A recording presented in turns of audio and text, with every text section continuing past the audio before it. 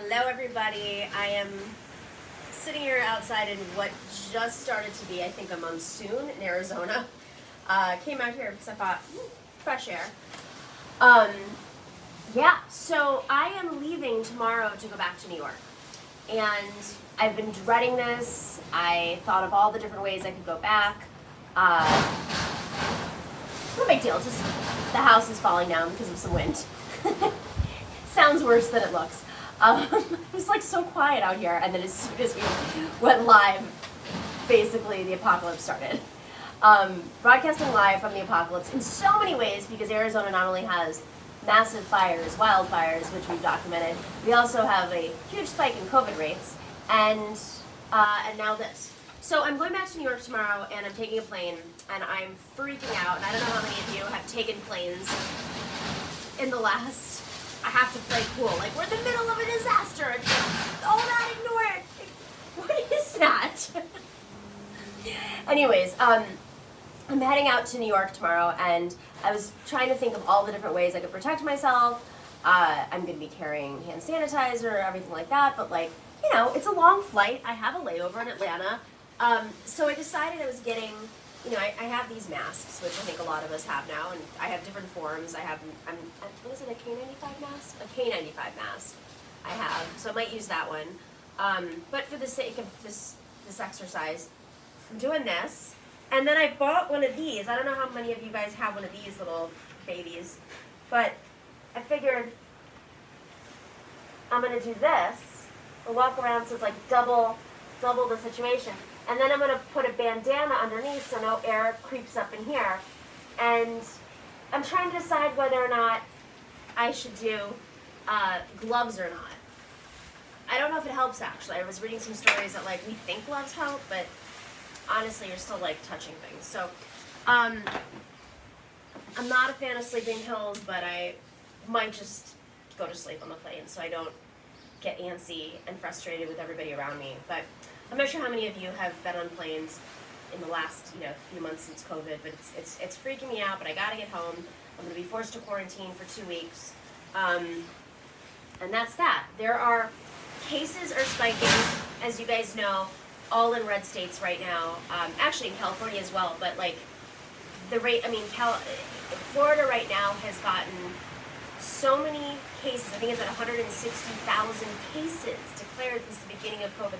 Just in Florida alone, and in Arizona as well. I mean, they opened up, the governor, a Republican governor, Ducey, opened up Arizona, what we all thought was prematurely. He didn't phase in, and of course, people went to bars, and you have a lot of, like, Trumpian conspiracy theorists who are holding us all hostage. For those of us who still have to go to the grocery store, once a week, and we might be sheltering in place all week long, you go to the grocery store, and you run into somebody who doesn't have a mask because there's no mask ordinances until recently.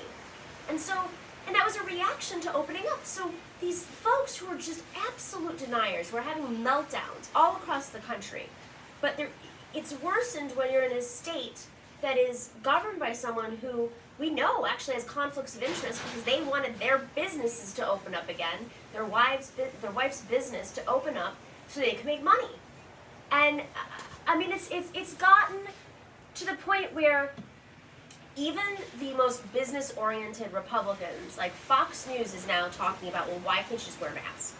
Because there's no financial reason to saying, just wear your mask. Okay, they might have different opinions when it comes to opening up business, how you phase out the businesses, but wearing a mask, if 2 people wear a mask, I can't believe I have to even explain this at this point, reduces the chance that the particles will go into the air and you breathe them in by 80%. It is mind-blowing to me that is not a partisan issue. That's not even a business issue. That is just, they're using that as a conspiracy theory to act like they're being oppressed, that there's some sort of infringement of freedom, and it's being led by folks, in the far right, in the crypto-fascist space, the Elon Musks of the world who didn't believe that COVID was a thing because he didn't want to shut down his factories because he hasn't managed his company well enough quarterly so that if he lost any more money, his company would have imploded. I mean, that's where their mentality is at. And then there are these folks who just believe what they're reading on The Blaze. They believe Tommy Lahren. They believe Candace Owens. And that's who's holding up our government right now. That's who's holding up our world. Our world is beholden to these right-wing publications that may not even have that large of viewership, or if they do, how many of the viewers actually believe it. But it's a minority of Americans, by far, who are resistant to just wearing a mask. But, of course, a bad apple spoils the bunch. And the bunch is not just the United States, I mean, just not within the United States, it's worldwide. Folks in the US obviously are banned from entering the EU right now. Many countries have banned us from entering, not just, they were forcing us to go into quarantine, but now they're just flat out banning us. Big problem, big problem. If you thought the economy was bad now, wait till workforce starts dying off even more so. Real big issue. Real big issue. So I'm getting on the plane. I'm worried. I'm worried because I can't only control what I can control, which is wearing masks, wearing the glass covering, so that your mask doesn't necessarily protect you from somebody else, but it protects them from you. But I'm hoping that the glass covering does, or the plastic covering, looks like glass. The plastic covering does so a little bit more. So I'll let you know on the other side. I'm going to be filming out of New York for a bit. So for those of you who are patrons, go to patreon.com/The Nomiki Show. We have a new show up right now. It's a great show. We have 4 guests, I believe, so it's a busy show.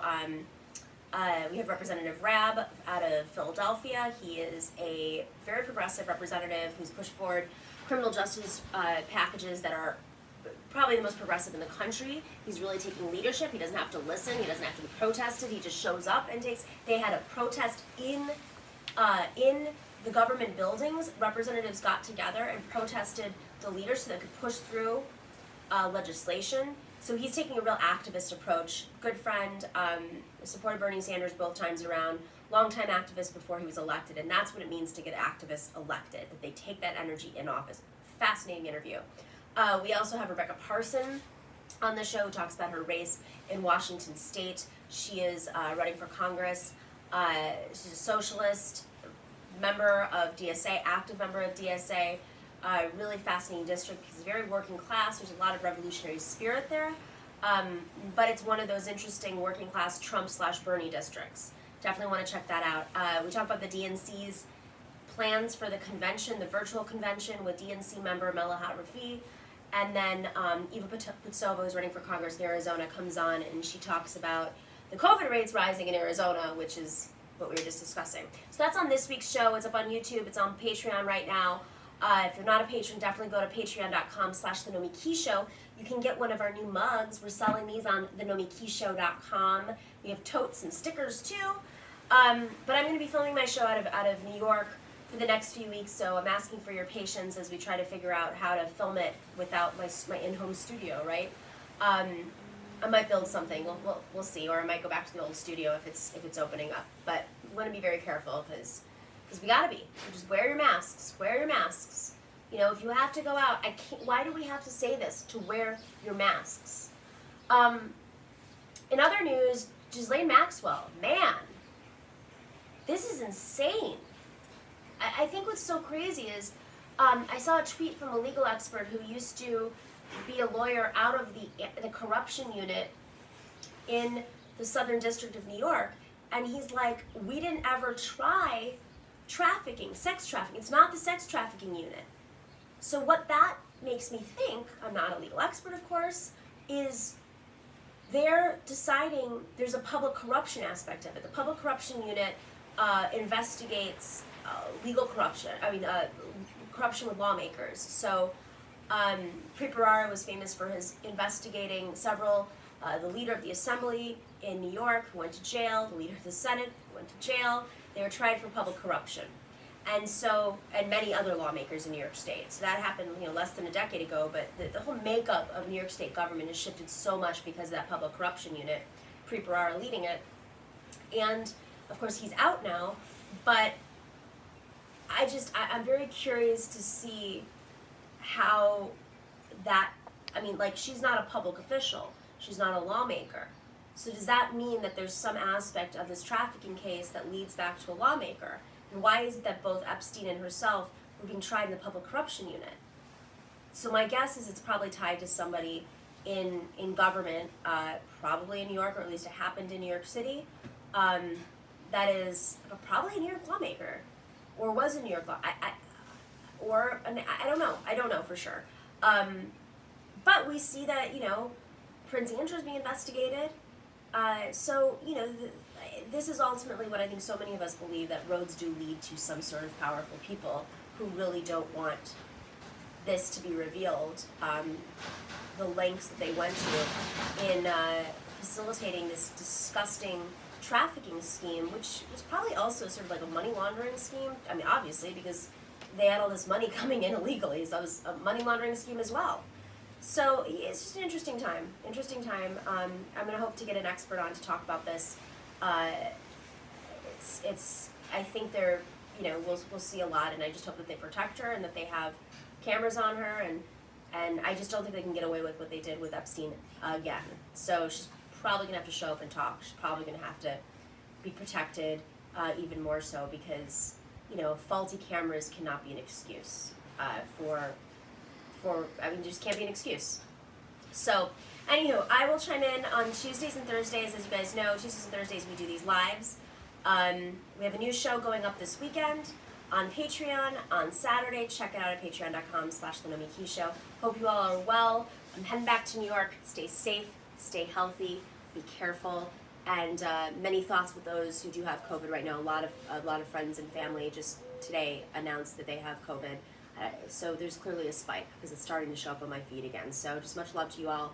Won't call you out by name because I'm sure you don't want that. But for those of you who are seeing it pop up again in your communities, you know, remember that this exists. It didn't go away, and we have to be really careful for everyone around us. All right, take care.